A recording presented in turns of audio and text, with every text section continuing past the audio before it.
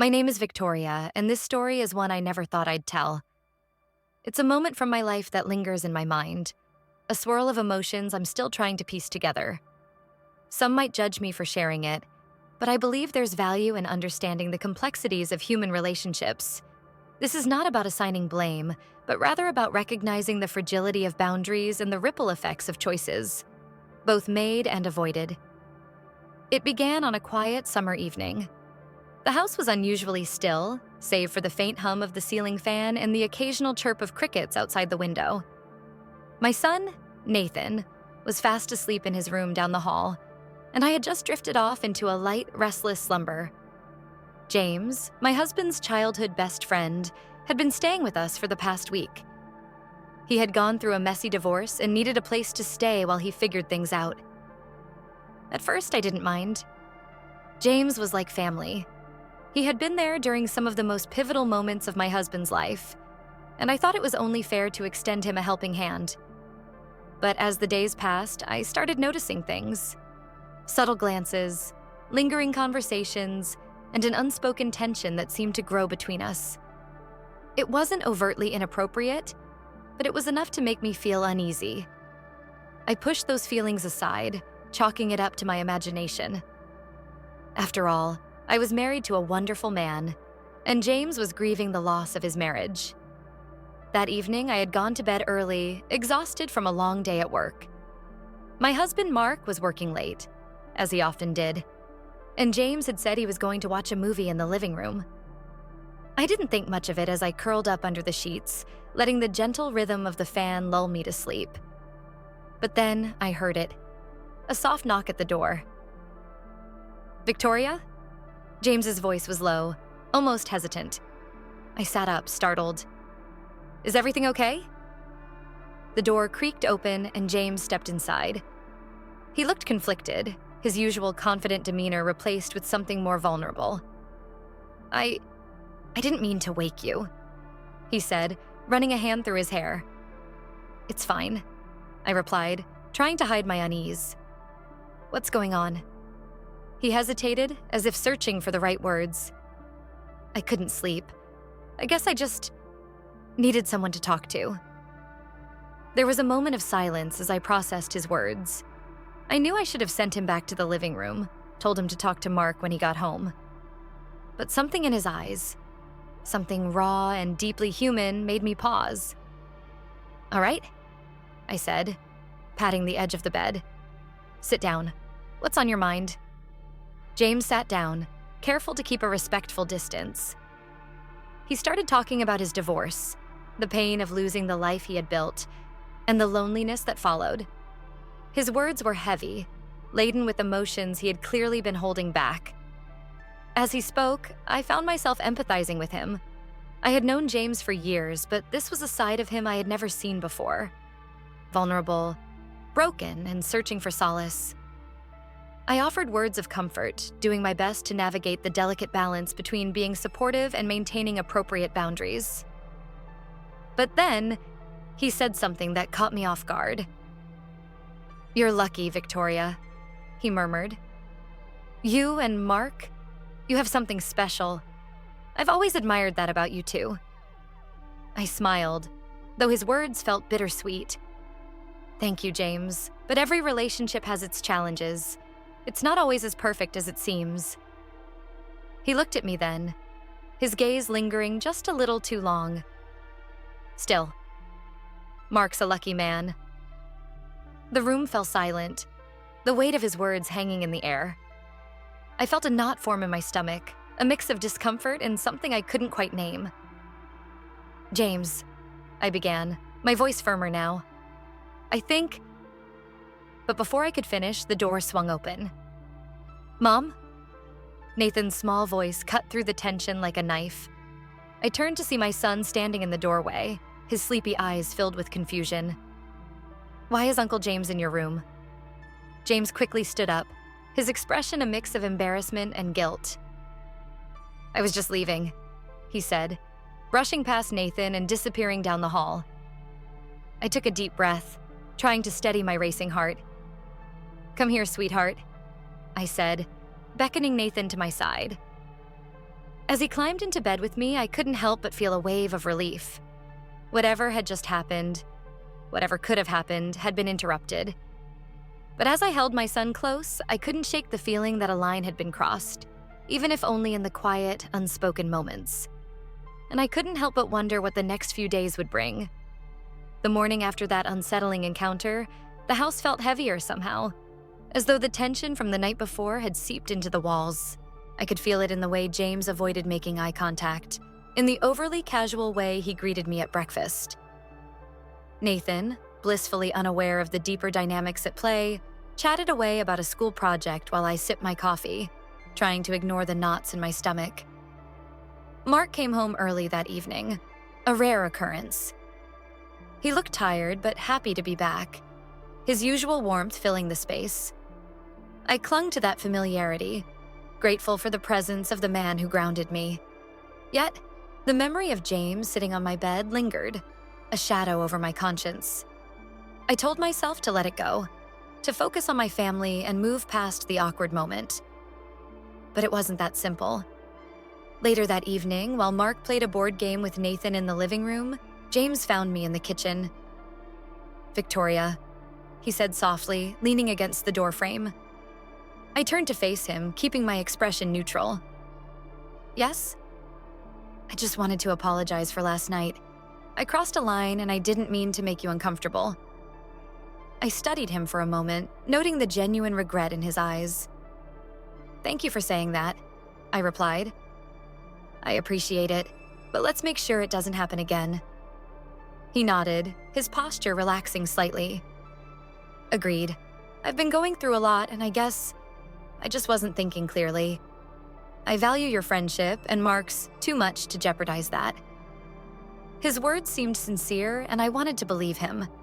For the sake of everyone involved, I needed to believe him. The next few days passed without incident. James kept his distance, and life began to feel normal again.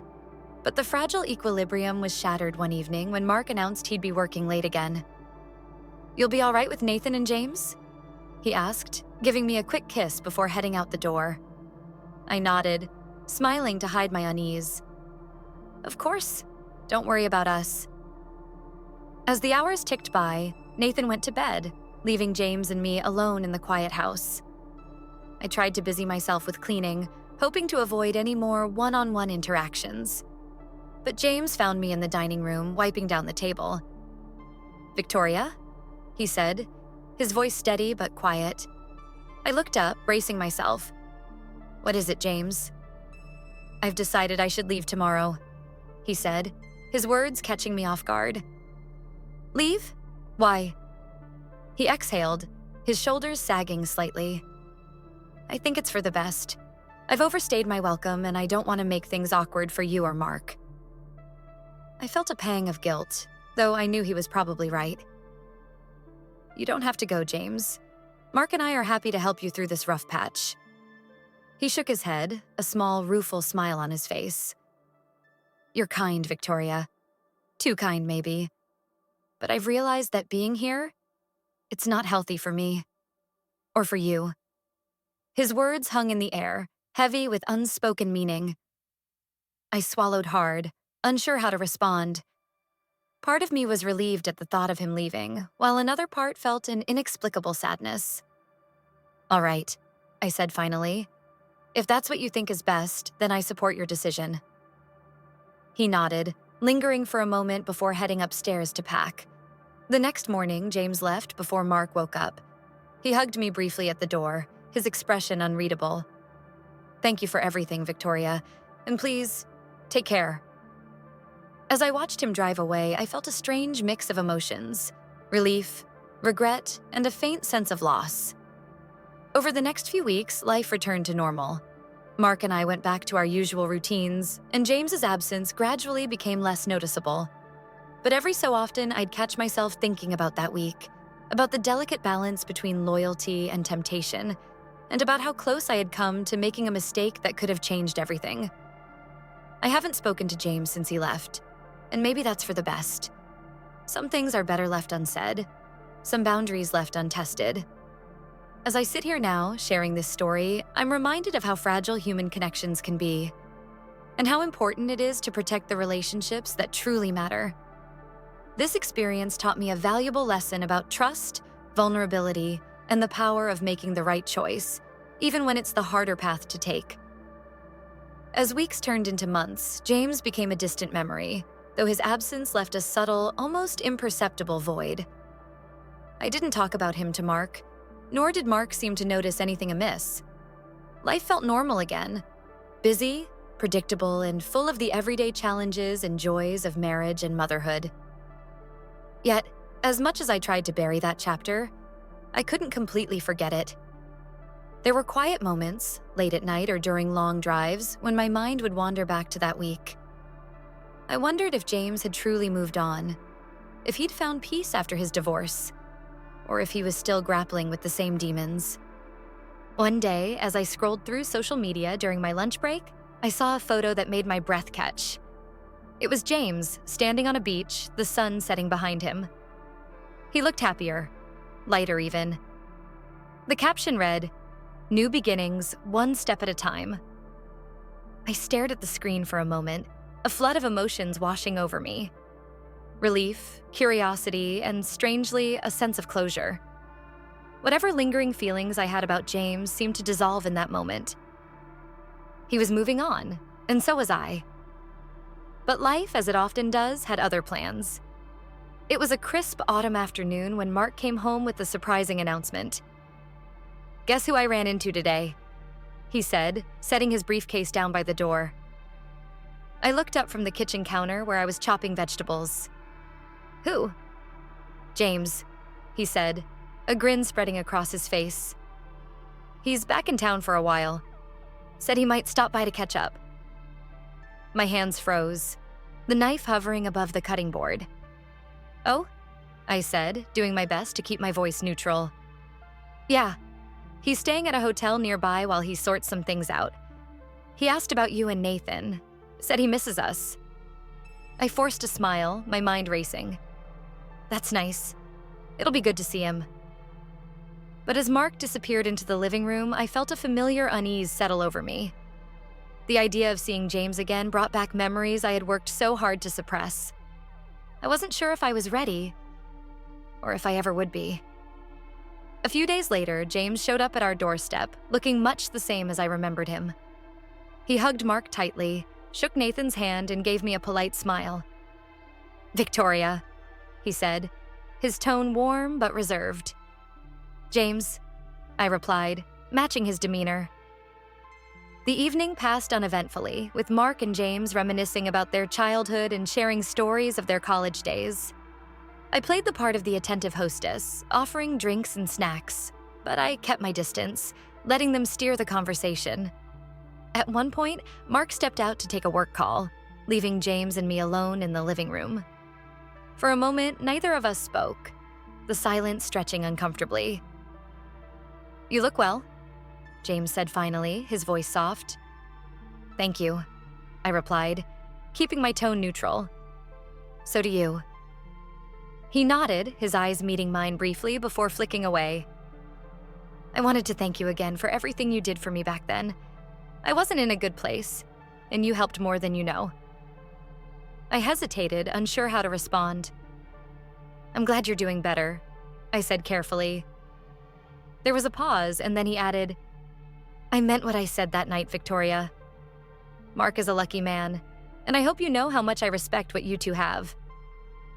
I looked at him, searching his face for any trace of the tension that had existed between us before. But all I saw was sincerity. A man who had come to terms with his past and was trying to make amends. "Thank you, James," I said finally. "That means a lot."